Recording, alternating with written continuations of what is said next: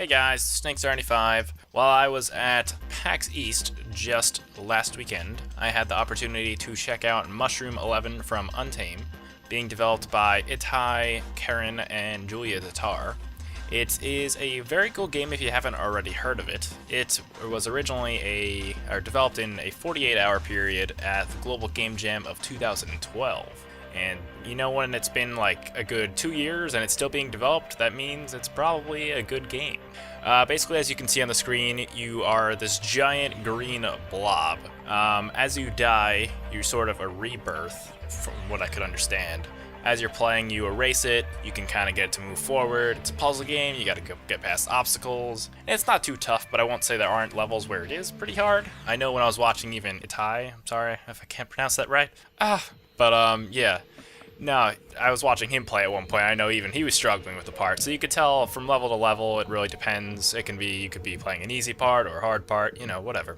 But anyway, as I was saying, the cool thing about this, it was inspired by a TED Talk, which has to do with a fungus that consumes waste from, for example, oil spills, which Julia mentioned at the time, and then basically recycles it into a carbon form that plants can basically eat.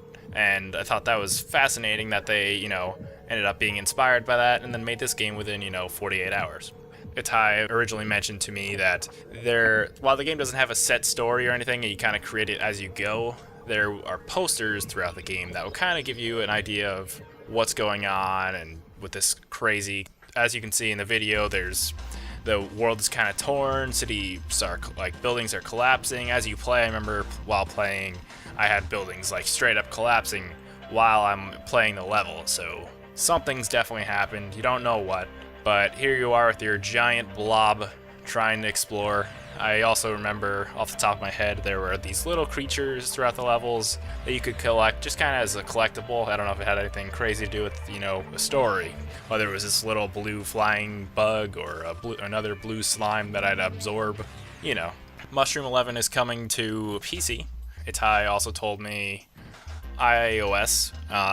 As I've also heard, there are other platforms being considered, but it all comes down to how it feels and whatnot, so we'll see from there.